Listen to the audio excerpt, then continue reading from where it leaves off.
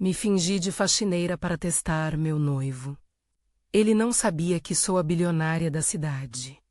Isabela tirou o salto, acolheu o avental de brim como se fosse uma segunda pele e deixou, por algumas horas, para trás as salas de reunião.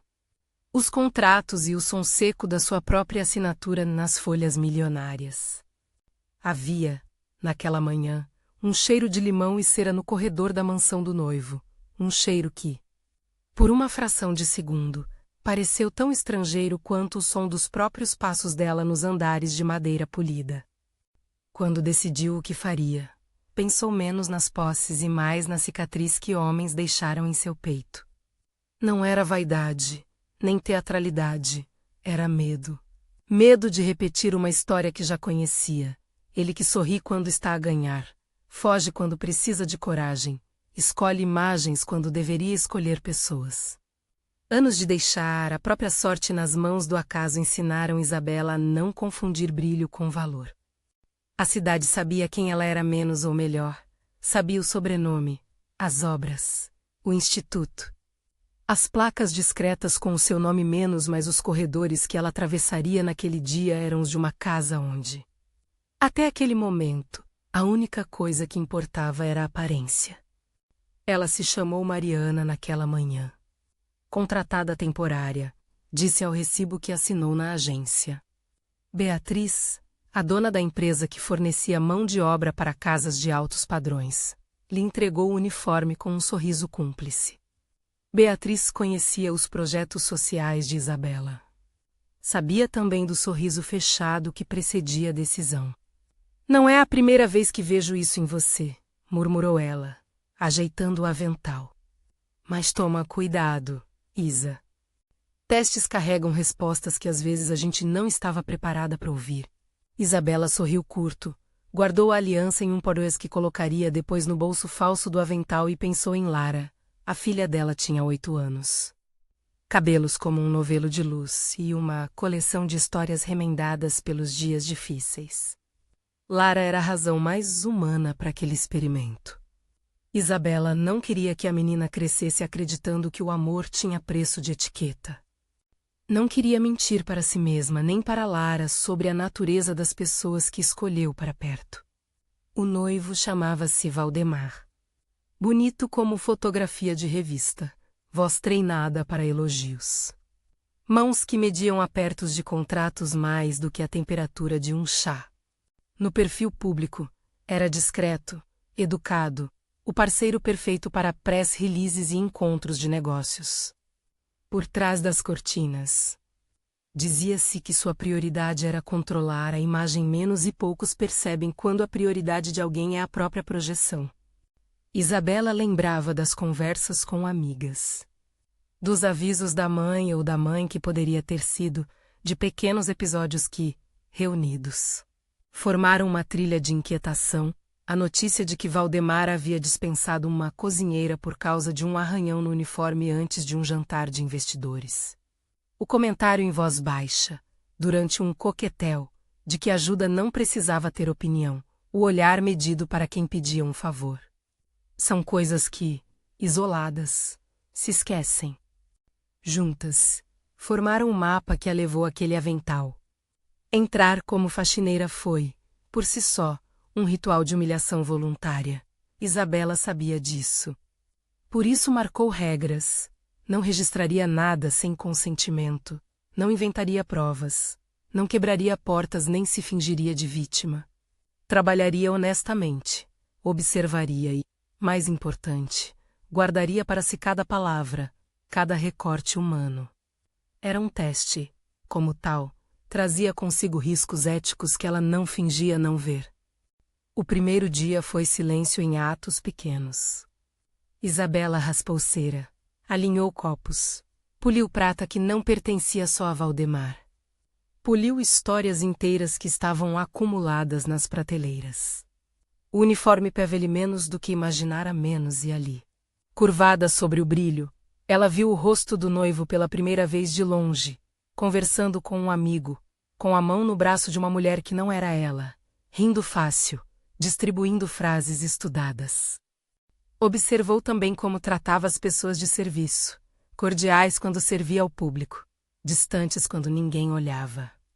Havia uma palavra que a fez retesar, dita num tom meio de show, meio de controle, apresentáveis. Referindo-se à equipe, não às pessoas. Naquela noite, ao voltar para casa, Isabela lavou as mãos e o avental como quem lava um papel escrito com uma verdade inconveniente. Jandira, a vizinha que fungava das janelas com um olhar de quem sempre sabe demais, preparou café e falou num tom que não julgava: "Meu amor, você está certa em querer saber. Mas lembra, mesa limpa não prova coração limpo." Jandira fora enfermeira por anos, vira-latas de cidade, e tinha uma habilidade rara de traduzir memórias em conselhos que cortavam e aqueciam ao mesmo tempo. "Só não se esquece de que humilhação tem um peso", avisou. E às vezes ela fica grudada na pele de quem decide enfrentar. Os dias seguintes foram uma sequência de pequenos julgamentos que, somados, se tornaram um panorama. Valdemar era gracioso em ambientes controlados, generoso em aparências, negligente nas escolhas que deviam revelar caráter. Isabela o viu recusar um pedido de ajuda, menos era uma funcionária da casa. Recém-contratada, que pedira folga porque a filha estava doente. Valdemar, no maior tom de pragmatismo, avisou que a imagem da casa não poderia ser afetada por problemas pessoais e sugeriu que a agência providenciasse alguém temporário. Ele não falou mal da mulher, apenas tratou o caso como variância logística. Quando a faxineira, ali presente, perguntou timidamente se alguém poderia levar a criança ao médico, Valdemar balançou a mão, chamando um assessor. "Essas coisas a gente regula depois", disse. As palavras foram como trapos, não feriram no corpo, mas marcaram por dentro. Isabela não soprou o incidente para fora. Não era esse o ponto. Ela passou a notar, não em papel, porque papel poderia ser dissecado e usado, mas em lembranças cuidadas, a forma como Valdemar a saudou com um sorriso automático quando se apresentou como Mariana. O silêncio compressivo quando ela propôs, num tom baixo, que talvez a casa pudesse colaborar com a vaga de uma escola próxima para filhos de funcionários. "Não é prioridade agora", respondeu ele, com a rapidez de quem age por cálculo. Houve também gentilezas, raras e confusas, que confundiam o mapa de certezas. Em uma tarde de chuva, quando uma corrente elétrica deixou a casa às escuras, Valdemar prendeu o avental com um olhar que não chegou a ela. Chamou o mordomo, ouviu, e disse: "Resolvam isso sem drama." Mas, quando um homem do serviço caiu e bateu a cabeça, foi ele quem providenciou o socorro, telefonou para o hospital e não discutiu custos. Se Isabela tivesse de resumir em sentimento, diria que vias não convergiam, havia eficiência e descaso. Uma capacidade de responder a crises que não significava necessariamente presença humana. Nessas pequenas contradições crescia a tensão, o que era charme de gestão, o que era frieza moral. Ela sabia que os testes humanos não entregam respostas limpas. Saber se alguém ama outra pessoa por quem ela é, e não por sua condição. Pede coragem menos, e Isabela procurava coragem não para punir, mas para proteger a si mesma e a sua filha. Algumas noites foram de lembranças que pesavam. Flashbacks curtos apareciam em sua mente como recortes, uma mesa só para dois. A primeira conta que não fechava. A notícia de que o ex abandonara a cidade quando soube que a gravidez exigiria sacrifícios. Lara, naquele tempo, foi amor sem roteiro. Isabela carregou noites em claro, empregos duplos e a obrigação de transformar esperanças em algo próximo à estabilidade. Era daí que vinha a sensibilidade especial para pequenos sinais de frieza. Ela reconhecia a indiferença menos e a temia. Num sábado de sol pós-chuva, quando a casa recebia visitas para celebrar a aproximação do noivado, pessoas da diretoria, conselheiros, rostos que marcaram a cidade em pequenos cartões de visita, menos Isabela estava ali, limpando o corrimão da escada, observando da penumbra.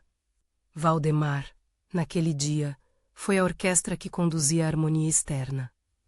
Ele vinha ao pé do ouvido de uma diretora de instituição, com quem Isabela já havia conversado em fóruns. E comentava sobre pessoas certas para associar, como se escolhesse frutas no mercado. A linguagem dele fazia do humano um acessório. Durante o coquetel, aconteceu uma coisa que ninguém poderia prever. Uma taça de vinho escorregou por um descuido e se partiu.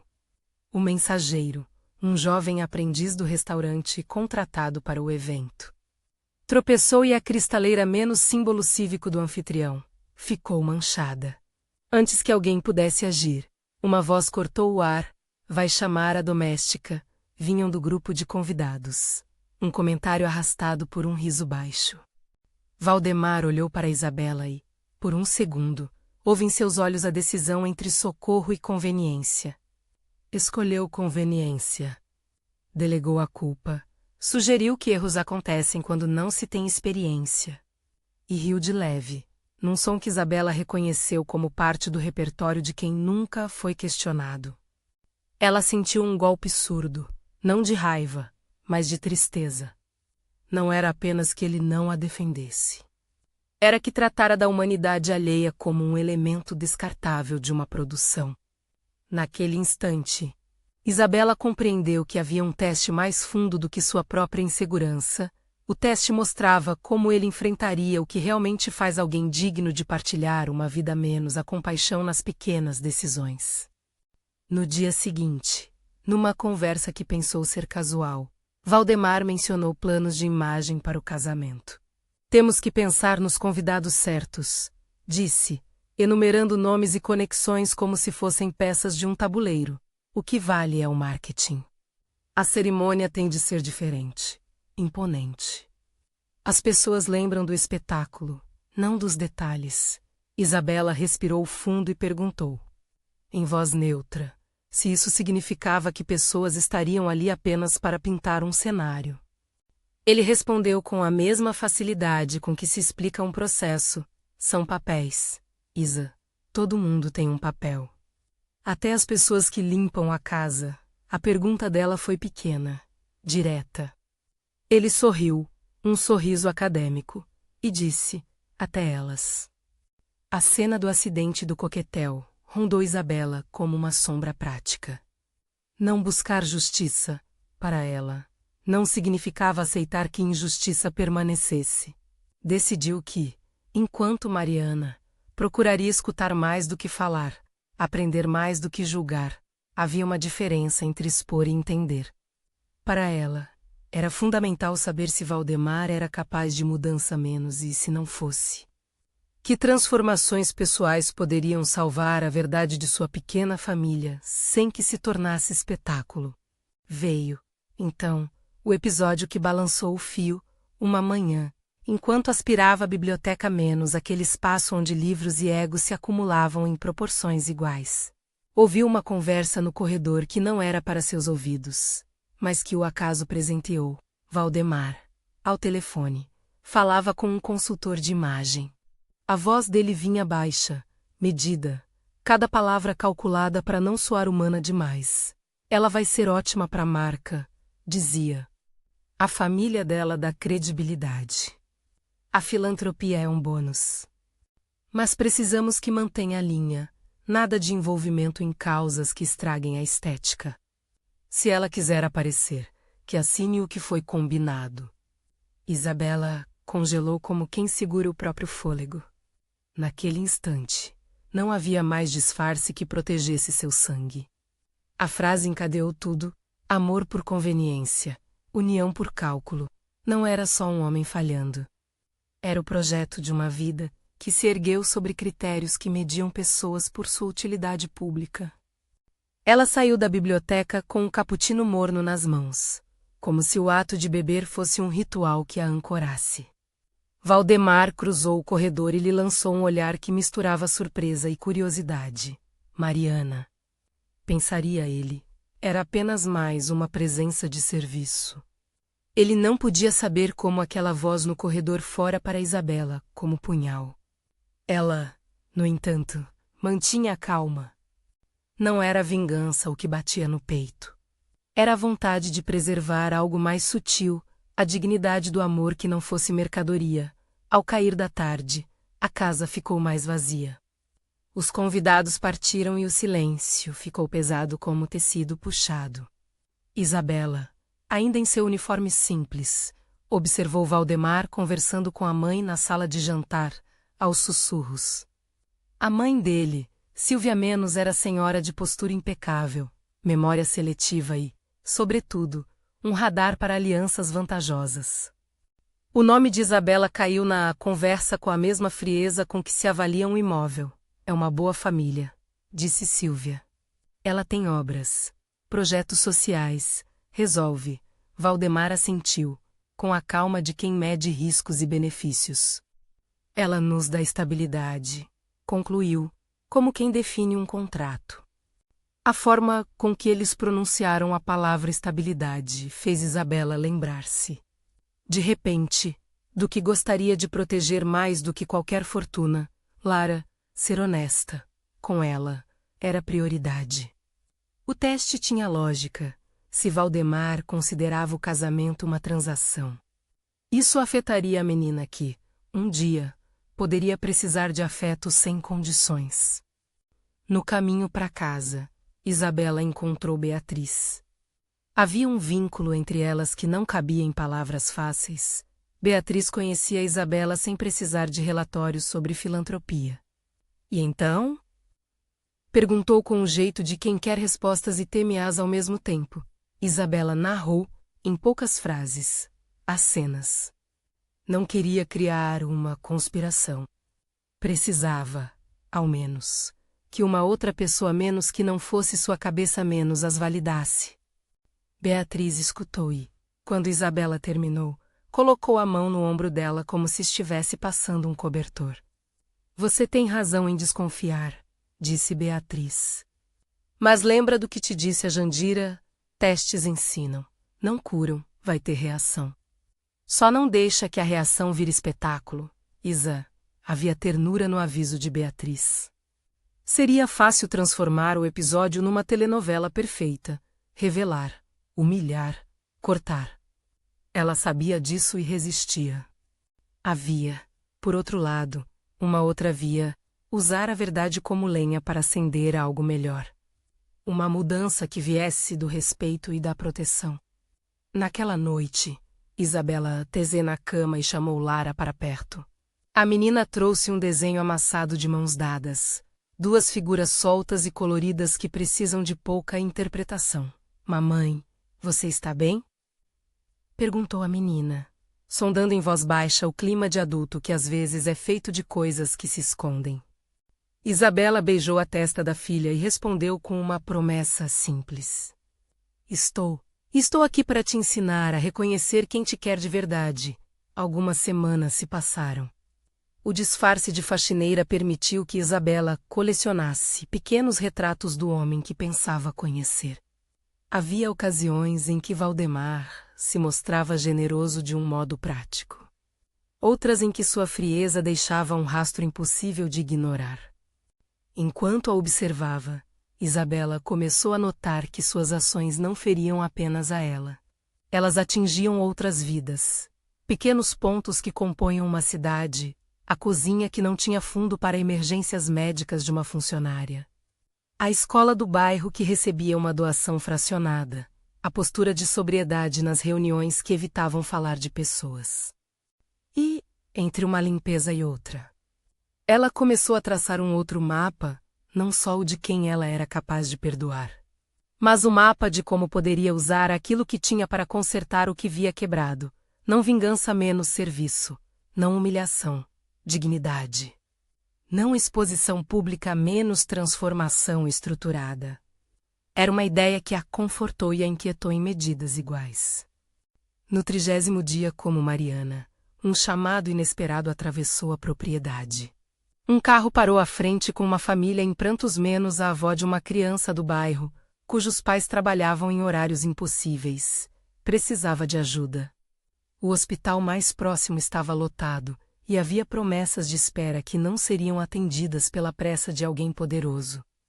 A equipe da casa olhou para Valdemar, que hesitou e perguntou ao mordomo: "Isso é problema nosso?" O mordomo, homem de princípios velados, fez um gesto pequeno de desagrado. Valdemar fez um cálculo: tempo, imagem, custo, e disse: "Mandem o motorista levá-los até a emergência municipal. Não podemos sustentar isso aqui." Isabela ouviu as palavras e, sem se apresentar, retirou um cobertor do armário de limpezas e saiu para cobrir a senhora tremendo de frio. A criança estava com febre, e a avó segurava a mão dela como quem segura um barco à deriva. A humilde ação de Isabela não foi um ato de espetáculo. Foi reflexo de algo antigo e insistente dentro dela. Valdemar, do salão, limita-se a observar enquanto ela providenciava o mínimo de conforto.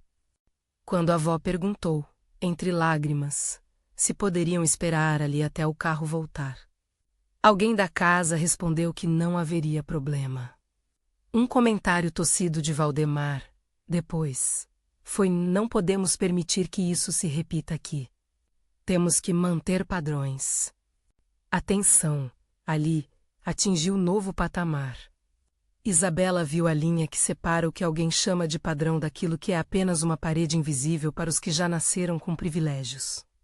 Era uma distinção moral que, para ela, pesava mais do que qualquer etiqueta. E então veio o telefonema. Uma voz conhecida, do outro lado, avisando que uma matéria sobre o noivado poderia vazar, e que o timing poderia ser manipulado para favorecer interesses. Valdemar, ao telefone, sorriu com uma frieza que não se explicava em palavras humanas. "Temos controle", disse. "É tudo uma questão de caixa." Ao desligar, olhou para a janela e, pela primeira vez desde que o disfarce havia começado, olhou para Mariana como se ela pudesse ser um interlocutor. "Faz um bom trabalho", disse ele, num tom que misturava elogio e distanciamento. Para Isabela, soou como um adjetivo técnico. Ela respondeu com um gesto contido de cabeça, voltou a colocar luvas e continuou limpando. Havia uma tempestade no mundo, tempestade de decisões pequenas. Isabela estava decidida a não deixar que a frente do seu lar se transformasse em frente de guerra.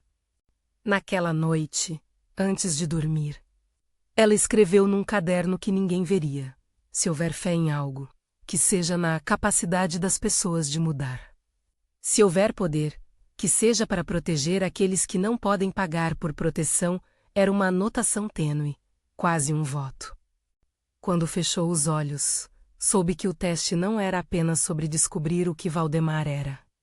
Era também sobre descobrir o que ela faria ao descobrir. A linha entre expor e curar, entre revelar e construir, esticava-se como corda. Forçar a corda poderia rasgar, mas deixá-la frouxa poderia permitir que a mesma injustiça se repetisse.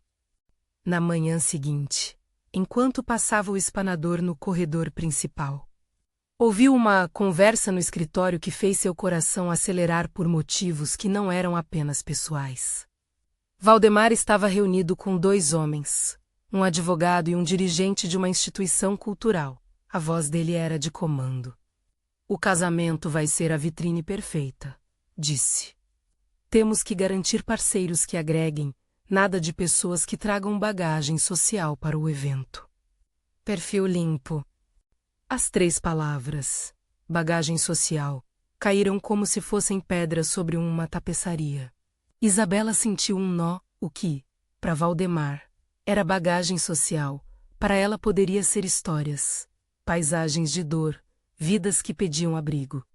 A decisão dele de limpar o cenário lembrou-a do porquê de sua dúvida inicial. E então, enquanto organizava um cesto de roupas que alguém havia deixado no corredor, ouviu o que parecia ser o ponto de virada: Valdemar, num tom que não imaginara ser capaz de tanto desvelo calculado. Disse ao advogado: "Se por acaso houver qualquer repercussão que envolva os funcionários, trataremos com discrição. Não queremos que isso atinja a imagem, simples, prático, quase cirúrgico. Imagem acima de pessoas." Isabela agarrou uma toalha e, por um segundo, pensou em tudo o que poderia fazer. Era a hora da grande decisão: revelar, cortar, punir, salvar. Havia consequências que ela já previra e outras que desconhecia. A diferença entre justiça e espetáculo passava também por escolher o que faria com o poder que possuía. Não era natural que, dedicando tempo à estratégia moral, Isabela se tornasse menos humana. Pelo contrário, cabia-lhe agora, mais do que nunca, encontrar um caminho que preservasse dignidade e transformasse a situação em chance de mudança real. A campainha tocou. Um mensageiro trouxe uma lista de coisas que precisavam ser resolvidas para o jantar de que participaria o noivo. E entre os itens, com letras discretas, havia um pedido: rever lista de convidados, eliminar fontes de risco. Isabela leu. Sentiu que aquilo não era apenas um documento, era uma sentença sobre o que e quem valia naquele mundo. Ela respirou fundo, enxugou as mãos no avental e voltou ao trabalho. Ainda não havia decidido o que faria, mas sabia que a escolha teria de ser feita com coragem e com gentileza. Não para punir, mas para pôr fim à lógica que transforma amor em mercadoria. E foi nesse ponto, com o avental amassado nas mãos e a respiração ainda lenta do esforço, que algo novo começou a se mover no coração de Isabela. Não uma sede de vingança, mas a vontade de construir algo que impedisse que outras pessoas, como a menina febril ou a cozinheira demitida, fossem mais uma vez reduzidas a figurantes.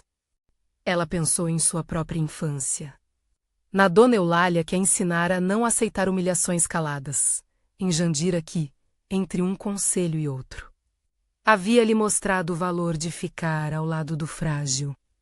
A decisão, certa ou errada, estava chegando. Ela sabia que, cedo ou tarde, o disfarce deveria terminar e a verdade viria à tona. O que ainda não sabia era qual forma essa verdade tomaria, menos um confronto frio e direto. Um recuo estratégico, uma ação que transformasse poder em serviço. Ainda havia passos a dar, relatos a recolher, corações a escutar. Naquela tarde, quando o sol ainda em dourado sobre os vitrais, Isabela encontrou, no bolso do avental, um bilhete simples deixado por uma colega de trabalho: se precisar, ligo.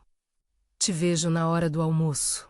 Havia ali uma pequena rede, e foi nessa rede que ela percebeu que sua vida, aquela com fortunas, fundações e decisões públicas, poderia, justamente por tudo isso, ser usada para erguer estruturas capazes de proteger os vulneráveis. Era uma responsabilidade que pesava mais do que a vontade de mostrar ao mundo quem ela era. Ela guardou o bilhete como se fosse um cefal de navegação. A partida rumo à escolha maior começava ali, com passos pequenos, com decisões que não buscavam holofotes.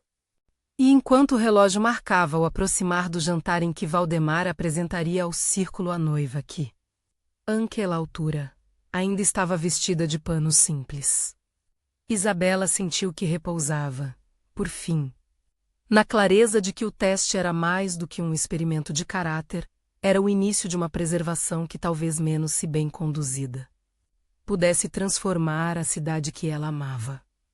Se você já desconfiou das intenções de alguém, fica comigo até o final. Há momentos em que saber a verdade não é só uma curiosidade, é uma obrigação para quem tem a quem proteger. Nos dias que se seguiram, Isabela intensificou a escuta. Observou a rotina de Valdemar em detalhes quase clínicos, como ele escolhia os convidados, como reagia a inconvenientes insignificantes, como priorizava discursos vazios sobre compromissos reais. E, ao mesmo tempo, passou a conectar pontos que antes eram considerados desvios isolados. Um contrato que cortava benefícios para fornecedores locais. Uma nota técnica que adiantava que cortes em contratos sociais estavam sendo estudados. Um murmúrio sobre uma proposta de redução dos custos de manutenção, que, na prática, significaria menos suporte às famílias de funcionários. Havia uma máquina administrativa por trás da imagem, e Isabela a conhecia melhor do que Valdemar imaginava. Em silêncio, Começou a bolar um caminho que não dependesse exclusivamente de sua vontade de expor. Era possível agir com estratégia, proteger quem precisava, documentar sem humilhar, criar um ponte sobre as impossibilidades. Há uma semana do noivado, ocorreu algo que acelerou os acontecimentos. No horário do almoço, uma funcionária chorou no corredor, sua filha, no bairro periférico. Havia sido internada e o hospital público exigia um valor para a internação em unidade de UTI pediátrica menos um valor que a família não tinha. A dirigente da casa sugeriu telefonar para o Instituto de Isabela. Um convite discreto, talvez. Valdemar, informado, hesitou e disse, seco e prático, vamos avaliar depois. Não podemos usar nossa imagem para solucionar tudo. A fala tocou um limite. Isabela sentiu um estalar interno. Ali havia uma oportunidade e um teste. Poderia ela, como dona do instituto, redirecionar recursos sem alarde. Poderia proteger aquela família sem criar espetáculo. Era o momento de transformar desagrado em ação. No corredor, diante da moça em pranto, Isabela ajeitou o avental. Limpou as lágrimas que não eram suas e apertou a mão dela de forma firme. Eu sou Mariana por aqui, disse, num tom baixo, que soava próximo ao colo. Mas também posso ajudar, não anunciou doações grandiosas, nem fez promessas públicas. Ao invés disso, registrou o número do hospital, falou com Beatriz e, naquela mesma tarde, articulou uma rede de apoio discreta que ligava médicos. Uma vaga em uma unidade de TI em parceria em um transporte solidário. Fazia-se o que podia, sem sinais de glória. Era, para Isabela, a tradução do que poder deveria ser. No entanto, a ação, mesmo feita às escondidas, tinha repercussões. Ao descobrir que alguém fora beneficiado por sua intervenção, a equipe da casa começou a olhar para Mariana com olhos outros, houve sussurros, dúvidas, olhares mal medidos. E, no coração da casa, Valdemar percebeu, com a calma de quem decifra códigos, que algo fora movido sem seu aval. A tensão subiu. Ele convocou a chefe de serviço e teve uma conversa que a porta deixou escapar em forma de palavras truncadas. Quem autorizou? Ele perguntou. Não foi combinado. Havia na voz dele não só um questionamento sobre logística, mas um corte na pele do seu controle. Para Isabela, quando soube da cobrança, foi a confirmação de que suas ações, embora silenciosas, geravam impacto real e que, desse impacto, ela não podia se afastar. A casa torna-se um microcosmo de escolhas. De um lado, a imagem que precisava ser preservada. Do outro, a vida real que exigia cuidados. E no meio, Isabela, com um avental que começava a cheirar a café e a responsabilidade. No fim daquela tarde, sozinha na cozinha, ela passou a mão pela superfície lisa do balcão e pensou no que viria, revelaria o disfarce como forma de corte. Usaria sua fortuna para abrir espaço de acolhimento para aqueles que a cidade deixava à margem. Chamaria Valdemar e diria com franqueza o que sabia, arriscando o que ainda lhe restava de esperança. A resposta não vinha pronta. Havia, contudo, uma certeza que a acompanhava como um farol, não faria do teste instrumento de humilhação. Mesmo diante das falhas do noivo, sua resposta seria calibrada pela dignidade. E se a verdade viesse com dor, que viesse com propósito. Aquela noite a encontrou escrevendo uma lista de nomes, de instituições e de passos práticos, uma ação mais que um plano de guerra. Quando fechou o caderno, ouviu, ao longe, passos no corredor. Eram passos de alguém que acreditava que a vida poderia ser organizada como um roteiro perfeito. Isabela, com o avental ainda no corpo, respirou fundo. Sabia que a hora da revelação se aproximava, não necessariamente para punir, mas talvez para salvar vidas se, no caminho, salvar-se também. E foi com esse peso e essa esperança que ela se prepara. Ou se para a noite decisiva. Preparou o avental como quem veste um símbolo ambíguo, ferramenta de trabalho, máscara de coragem. Trancou o caderno com os nomes e os passos práticos na gaveta, menos aquilo não seria apenas um relato íntimo, seria roteiro de transformação. Por alguns minutos antes do jantar, deixou a casa respirar. Lara dormia cedo naquela semana, cansada das pequenas aventuras de uma menina que ainda acreditava que o mundo ao redor podia ser consertado com um abraço. Isabela sentou-se na beirada da cama. Colocou a mão sobre o desenho amassado das duas figuras de mãos dadas e fez uma promessa tão antiga quanto sua própria respiração. Faria o que fosse necessário para que a filha crescesse aprendendo a respeitar e ser respeitada. O jantar para marcar o noivado tinha um ar de formalidade suntuosa. Flores altas, talheres alinhados, discursos curtos e ensaiados. Isabela, menos ainda como Mariana, menos entrou pela cozinha como fazia todos os dias, com passos medidos. Silêncio de quem observa a cena inteira enquanto a maioria vê só o reflexo. A sala estava cheia de risadas de conveniência. Por trás delas, conversa de bastidores. Valdemar circulava com naturalidade, cumprimentando e projetando uma imagem que havia sido, até ali, cuidadosamente construída. Ela não esperou pelo momento perfeito. Sabia que perfeições fabricadas raramente trazem a verdade desejada. Em vez disso, escolheu uma cena de verdade cotidiana, na preparação do brinde. Um dos garçons tropeçou e deixou cair uma bandeja de canapés que ele mesmo havia enchido horas antes. Alguns convidados franziram o rosto. Outros desviaram o olhar. Valdemar ergueu a sobrancelha. Calculou o dano não apenas material, mas a percepção do imaculado. Pediu ao chefe de serviço que escolhesse alguém que resolvesse isso sem alarde. Mariana menos Isabela, com a toalha de linho na mão e, sem anunciar, ajudou o jovem garçom a recolher os estilhaços.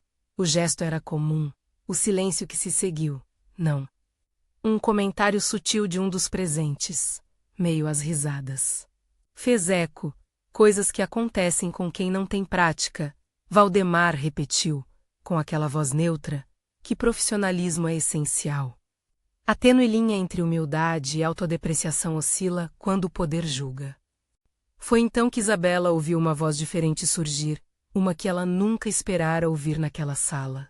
Dona Eulália, vestida com um colar que brilhava modesto diante do cristal, mas com um olhar de quem via além das aparências, levantou-se da cadeira. A velhinha, que vira Isabela quando a menina ainda era garota e ensinou-a a não se curvar diante da humilhação. Aproximou-se e pegou a mão do garçom com firmeza. Levantem-se, disse ela, autossuficiente para que todos ouvissem. E alguém, por favor, traga um pano limpo. Não há vergonha em cair, vergonha não estender a mão. O murmúrio percorreu a mesa. Valdemar ficou por um instante sem fala. Sua mãe apertou os lábios. O rosto dele, que tantas vezes mediu o cenário, já não sabia ao certo se continha postura ou surpresa. O pequeno gesto de Dona Eulália rompeu a cena como uma pedra na superfície de um lago. Ondas chegaram a quem estava mais longe. Isabela sentiu algo se soltar dentro dela, não por vingança, mas por alívio. Aquela voz, veterana de tantas batalhas e atenta a pequenas injustiças, trazer à tona o caráter que ela queria ver, a disposição de proteger quem tropeça, não era teatro. Era um lembrete de humanidade. Valdemar, por sua vez, buscou o olhar dela. Houve, no instante em que seus olhos se cruzaram, uma pergunta muda menos e Isabela decidiu que a resposta não seria dada com uma armadilha, mas com clareza. No salão, entre taças e expectativas, Isabela se aproximou. Tirou, então, com calma, a frágil peça que guardara por semanas, o lenço que carregava no bolso do avental onde deixara a aliança e as pequenas provas íntimas de sua vida. Transformou-o em gesto de verdade e se apresentou, sem floreios. Meu nome real é Isabela. Eu trabalho com projetos sociais. Eu estava aqui como Mariana para entender. Para ver, A sala ficou suspensa num ruído fino menos alguém deixou cair uma cadeira. Alguém prendeu a respiração. Não era humilhação o que buscava. Sua voz, firme e sem teatralidade, explicou os motivos, a dor do passado. O medo de ver Lara entrar num mundo onde afetos se compram por aparência, a necessidade de confirmar se Valdemar a escolhia por quem ela era e não pelo verniz. Havia vergonha no ato do disfarce. Havia, também, coragem em assumir o erro, assumiu. Pediu desculpas a cada pessoa ali presente. Especialmente a equipe de serviço que fora, por aquela manhã, observada por olhos que os tratavam como acessórios. Valdemar, à primeira escuta, sentiu-se traído. Sua faceta pública e privada vinha sendo posta em xeque. E ele não tinha os mecanismos emocionais prontos para entender a escolha de Isabela. Ficou vermelho. Tomou o chão como se navegasse um mar de acusações não formuladas. E então disse algo que passaria a noite marcando. Você inventou isso para me expor? Havia mais na frase do que acusação. Havia um corte no seu orgulho, que o levou a fugir do que não sabia administrar. O confronto não se resolveu com palavras adultas naquele primeiro momento. Houve gritos contidos, lágrimas rápidas em vasos elegantes, e por fim Valdemar saiu da mesa sem esperar pelo fim do discurso. Sua mãe lhe seguiu, a face rígida e um olhar que sempre se inclinara para o interesse. O salão, por alguns instantes, ficou dividido. De um lado, uma mulher que se revelara com honestidade. Do outro, um homem que se sentia exposto. Entre os convidados, conversas baixas e olhares comedidos. O que se seguiu foi o que Isabela havia previsto como risco, repercussão. Alguns reprovavam a metodologia. Outros achavam a atitude compreensível. As redes sociais, sempre ávidas por histórias de amor e traição, não tardaram a transformar o episódio em manchete de fofoca e debate. Bilionária finge ser faxineira para testar noivo. Escrevia uma manchete com gosto de julgamento. O objetivo daquilo, proteger sua filha e saber a verdade, transformou em notícia ruidosa. Ela sentiu o peso do erro e o frio da exposição. Mas, junto com o barulho, coisas mais importantes aconteceram. Equipes de serviço menos aquelas que até então eram olhadas como cenário menos aproximaram-se de Isabela com nomes e rostos. A cozinheira demitida por um arranhão no uniforme apareceu, tímida, trazendo um olhar que misturava receio e esperança. Contou, entre soluços contidos, que havia sido despejada por atraso no aluguel e que o filho precisava de um tratamento. A mulher na escola do bairro, que havia recebido apenas doações tímidas. Contou que faltavam vagas e que crianças madeireadas pela fome frequentavam as aulas com um cansaço que não era natural para sua idade. Um a um, os rostos disseram o que a manchete jamais mostraria: necessidades reais.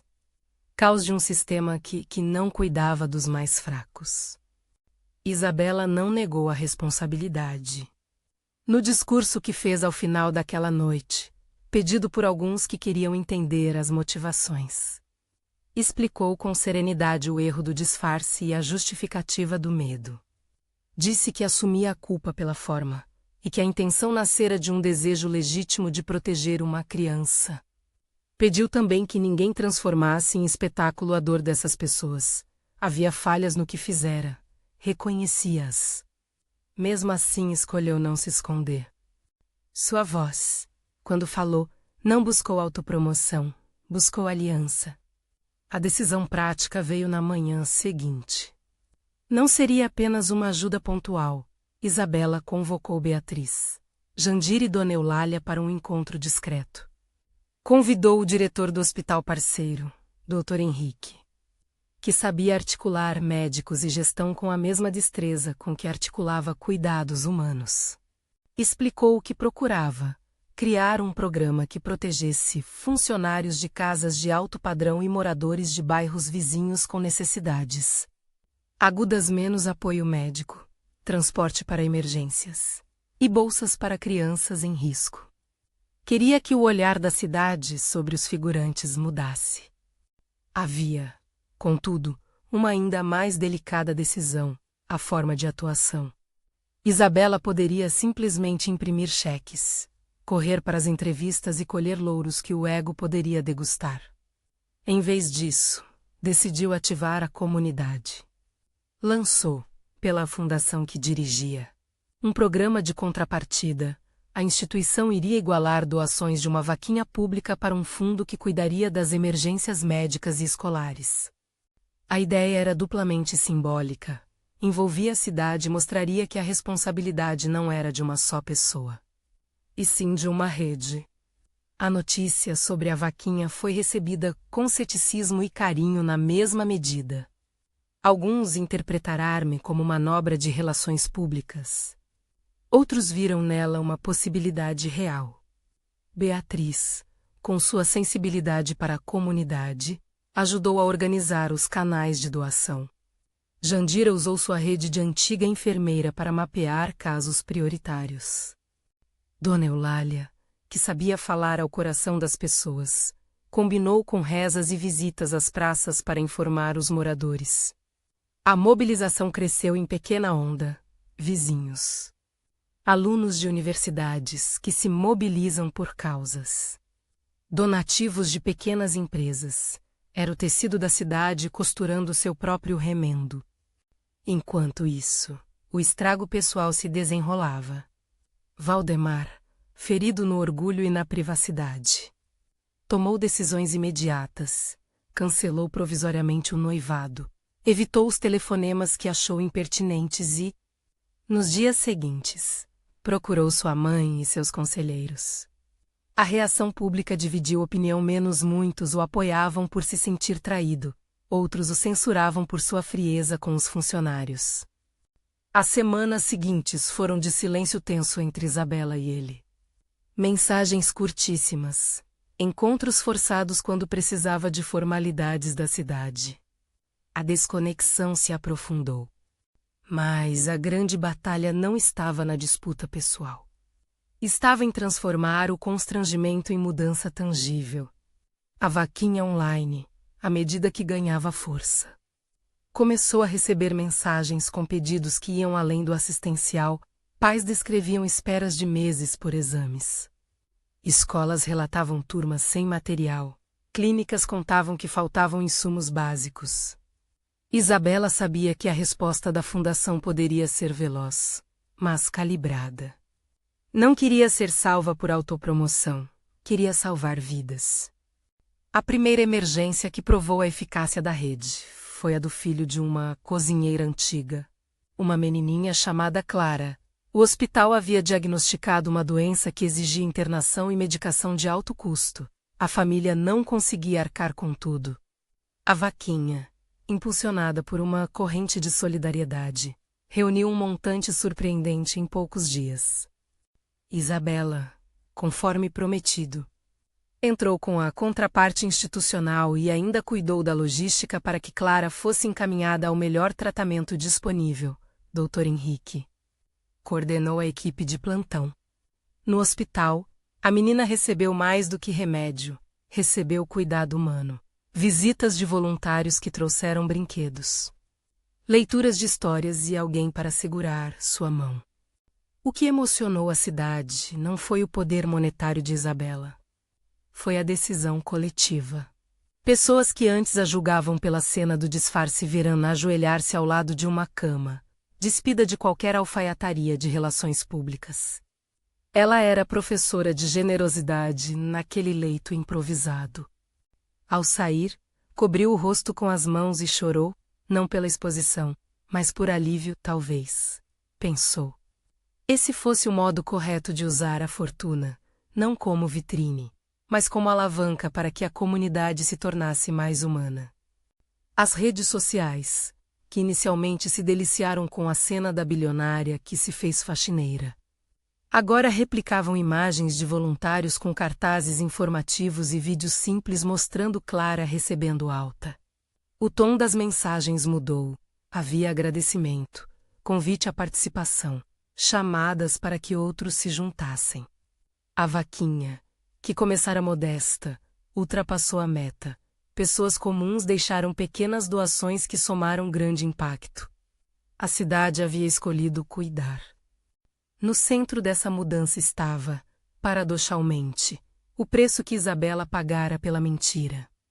Ela fizera o teste e assumira os danos. Houve quem a condenasse por ludibriar a confiança de outros. Houve também quem a perdoasse, porque discordar do método não anulava a urgência dos problemas. E para ela, aquilo era uma lição: a verdade não se protege com mais mentira. Quando se erra, admite-se e reconstrói-se. A reconstrução se materializou de forma prática. Isabela lançou um programa de formação para trabalhadores domésticos. Com cursos de primeiros socorros, educação financeira e convênios de saúde. Fez convênios com 2 clínicas. Organizou um transporte solidário para emergências e criou um fundo rotativo para salários atrasados e ajudas pontuais. O Instituto contratou pessoas da comunidade para gerir o programa, garantindo que não fosse ele apenas mais uma peça de relacionamento público, mas uma ferramenta com governança local. Beatriz assumiu a coordenação das parcerias. Jandira virou referência na orientação de quem precisava aprender a cuidar. Dona Eulália, com seu jeito de avó do bairro, abriu as portas da capela para oficinas e encontros onde relatos de vida se transformavam em força. Com isso, a história que começara como um teste pessoal ganhou contornos de transformação coletiva. Isabela passou a noite em assembleias informais, reuniões com diretores de escola e médicos, ajustando detalhes. Aprendendo com quem vivia a realidade que pretendia ajudar. Mesmo Lara, em casa, escutava as conversas e, em lugar de orgulho vazio, sentia a mãe trabalhar por algo palpável. A menina crescia vendo que ser forte não era a mesma coisa que ser severa, que poder podia ser gesto de cuidado, e Valdemar. A vida dele seguiu em consequência das escolhas. Alguns meses depois, a empresa dele enfrentou uma crise de reputação, conversas antigas, vazadas por alguém que alegou rebuliço moral na equipe, custaram contratos importantes. Sua imagem, atrelada ao impecável perfil que tentava manter, sofreu rachaduras. Perdas financeiras vieram junto com avaliações duras do mercado. Por escolha dele ou por consequência dos fatos, sua participação em iniciativas da cidade perdeu-se. A queda foi para ele um espelho que trouxe memórias e exposições que não sabia administrar. Houve, naturalmente, quem o acusasse de oportunismo. Houve quem lembrasse que toda pessoa carrega complexidade. O que ocorreu, nesse processo, foi que Valdemar começou a perder aquilo que sempre medira como relevante: o controle.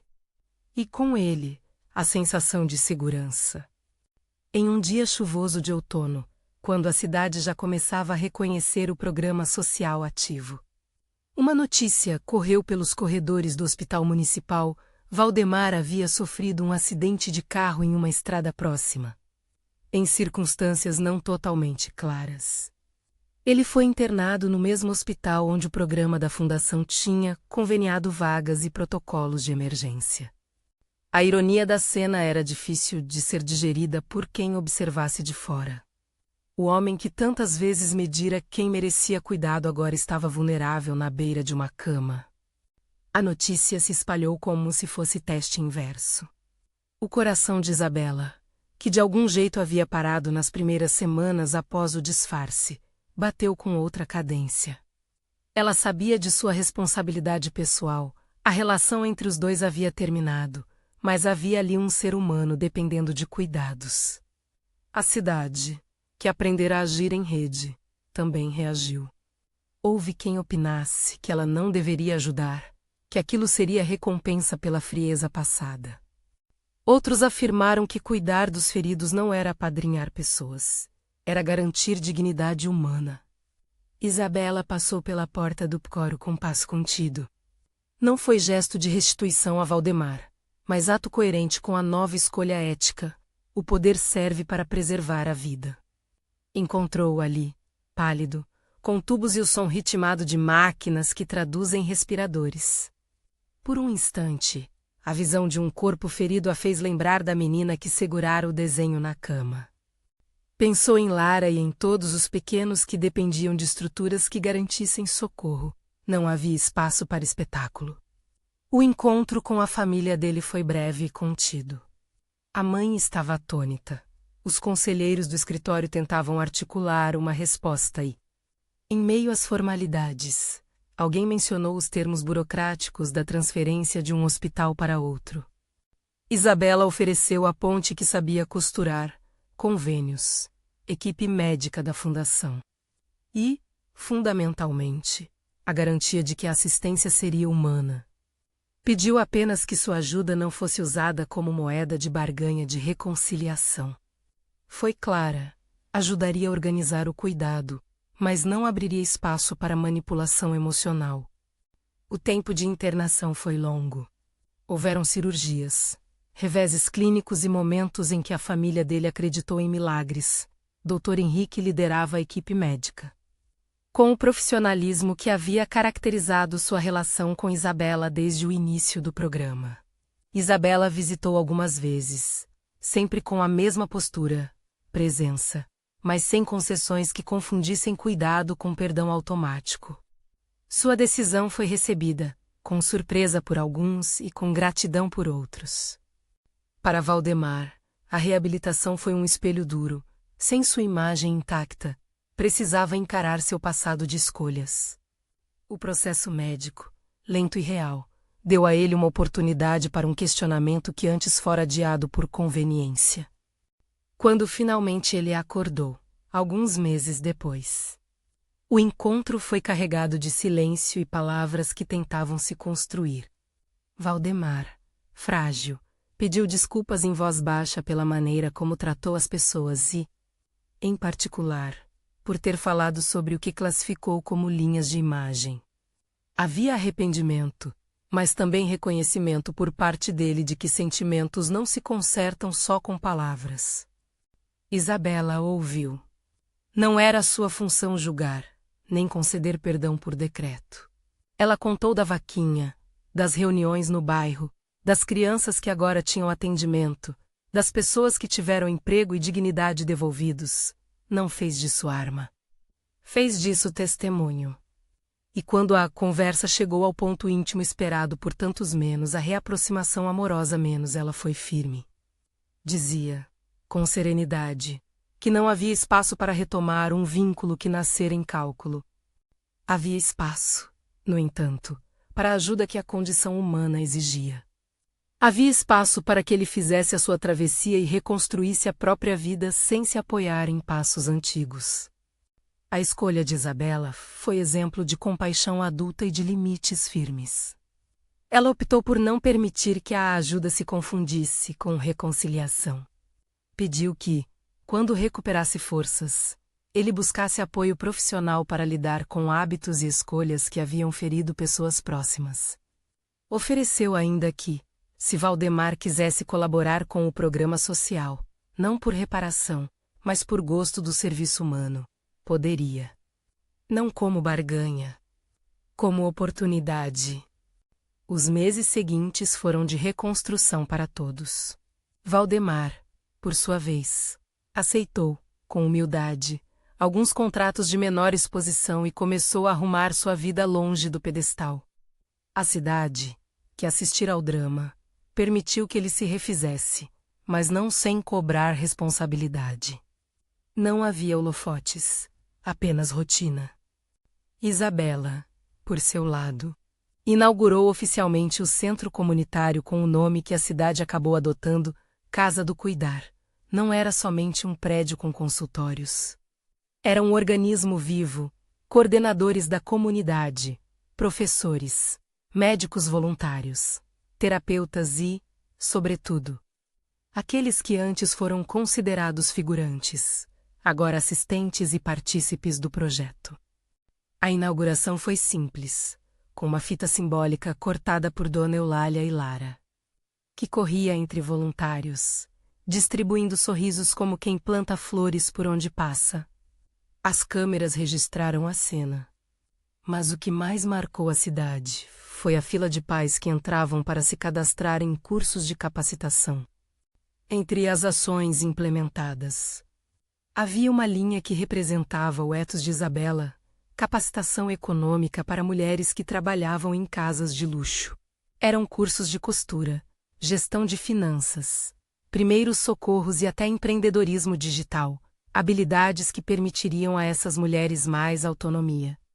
A fundação também lançou um edital de microcrédito para pequenos empreendedores locais, com bolsas para quem quisesse iniciar um negócio que atendesse à comunidade. A vaquinha que começara como resposta a uma emergência, catalisador de desenvolvimento local.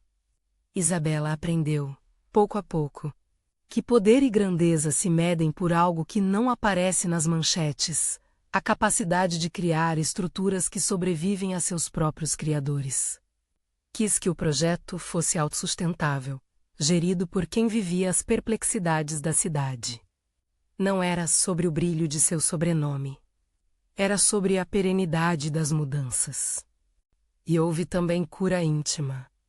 Lara, vendo a coragem da mãe, aprendeu que força não é sinônimo de dureza. A menina cresceu ouvindo histórias de pessoas que se levantavam e ofereciam a mão. Aprendeu a escolher amigos sem perguntar o que valia o sobrenome deles. A intimidade entre mãe e filha ficou mais límpida, construída a partir de dias em que a mãe trazia vida ao projeto e à mesa. A reconexão de Isabela, com suas raízes, foi outro movimento. Visitou a rua onde crescera. Tomou chá na janela onde Jandira costurara conselhos e ouviu relatos das tias que foram companheiras de dificuldades. As conversas a ancoraram, a lembrança de quem ela era antes das salas de reunião trouxe significado às noites de decisão. Deu nome a dores e prometeu não trá-la sob a vaidade. A cidade, em seu movimento, aprendeu que as histórias são feitas de curvas, de tropeços e recomeços. A narrativa da bilionária que se fez faxineira deixou de ser um escândalo para virar um exemplo híbrido, de erro humano, de reparação e de compromisso. Muitos ainda criticavam o método. Julgamentos existiam e sempre existirão. Mas o que ficou foi mais tangível: uma clínica que atendia mães. Uma cozinha comunitária que servia quentinhas a quem precisava e uma escola que agora recebia materiais regulares graças a microdoações mensais. A cifra de doações públicas foi baixa em relação à fortuna de Isabela, mas o que mais contou fora o engajamento coletivo. No encerramento desse ciclo, em um encontro comunitário na Casa do Cuidar, Isabela subiu ao pequeno palco improvisado. Não havia o glamour do salão de noivado, apenas cadeiras dobráveis e olhos atentos. Falou com simplicidade sobre o erro do disfarce e sobre o que o poder poderia ser. Não pediu que a aplaudissem. Pediu que cada um assumisse a responsabilidade que pudesse carregar na própria vida. Contou da vaquinha, da menina que saiu do hospital e das mulheres que haviam recebido treinamento e agora criavam pequenas rendas. Havia lágrimas no público, não de dor só, mas de reconhecimento. Finalizou com a mesma ideia que a trouxera ao avental no início. O que define uma pessoa não é o que mostramos quando a casa está pronta, mas o jeito que escolhemos agir quando ninguém nos paga para isso. Poder verdadeiro é servir, com dignidade, os que não têm nome nas manchetes. As mãos que bateram foram de pessoas diversas: médicos, mães, jardineiros, empregadas domésticas e, algumas vezes, daqueles que antes julgavam. A história daquela mulher bilionária que fingira ser faxineira deixou, por fim, um legado ambivalente. Aprendeu que testes pessoais não são modos ideais de descobrir caráter alheio, e que a transparência e a empatia são caminhos mais limpos. Pagou o preço de seu método, mas transformou a dor em asas para outros. A comunidade que antes assistia de longe torna a protagonista nas próprias soluções. Valdemar, por sua vez, passou por uma reabilitação pública e íntima. Não houve reconciliação romântica, mas houve um convite ao autoexame e à responsabilidade. Ao fechar o livro desses meses, Isabela e Lara voltaram a uma rotina mais simples: jantar, ler histórias e inventar planos de sábado para visitar a casa do cuidar. As câmeras da mídia não as seguiam sempre. Havia noites de silêncio doméstico onde as coisas mais importantes aconteciam, a filha que aprendeu a dizer obrigada olhando nos olhos. A mãe que aprendeu que poder sem serviço é vazio. Havia também janelas abertas para vizinhos que, por vezes, deixavam pães e relatos. A convivência pequena e diária consolava. Alguns anos depois, em uma cerimônia discreta de reconhecimento às pessoas que haviam contribuído com a casa do cuidar, Isabela levou no bolso um pequeno cartão com um recado que reproduziu aos presentes: se a sua mão pode alcançá-los, estenda. Se o seu pé pode caminhar até onde a dor mora, vá, o mundo muda com passos pequenos e honestos. Foi a síntese de tudo o que aprendera. Nenhuma vitória construída sobre humilhação sobrevive com beleza. A beleza que dura nasce do trabalho humilde e ético. Quando, de vez em quando, encontrava Valdemar em situações formais da cidade menos conferências, encontros do conselho municipal, havia um aceno contido e respeitoso. Entre os dois restara um limite claro e maduro. O passado existia, não era apagado. Mas ambos haviam encontrado, cada um à sua maneira, novas rotas para viver. Ele, trabalhando para reparar o que ferira em escolhas. Ela, construindo pontes para que outros não precisassem enfrentar dores sós. No fim, a lição que Isabela carregou consigo e transmitiu aos que a seguiam não foi sobre riqueza ou matrícula social. Foi sobre como usar recursos com responsabilidade. A riqueza, disse ela muitos anos depois em uma roda de jovens empreendedores, é um instrumento que só ganha sentido quando erguemos políticas que empoderam quem menos tem. Não quero ser motivo de selfie, falou, quero ser motivo de trabalho coletivo. A cidade, curiosa e cansada de manchetes fáceis, aprendeu a olhar com mais cuidado. E Lara, que cresceu vendo a mãe andar entre hospitais e praças, guardou em si a certeza de que amar é também escolher proteger com sabedoria. Se você, que ouviu essa história até aqui, já se viu tentado a testar alguém para provar afeto, lembre-se do que a Isabela aprendeu do seu erro, a confiança que vale a pena não se conquista com armadilhas. Constrói-se com diálogo, presença e limites claros. Se a dúvida insiste, pergunte. Se o medo aperta, busque conselho. E, acima de tudo, use o poder que tiver para erguer, não para humilhar. Se essa história mexeu com você, compartilhe com alguém que precisa ouvir sobre responsabilidade, perdão e serviço. Volte sempre menos, aqui contamos narrativas que lembram. Viver bem é trabalhar junto.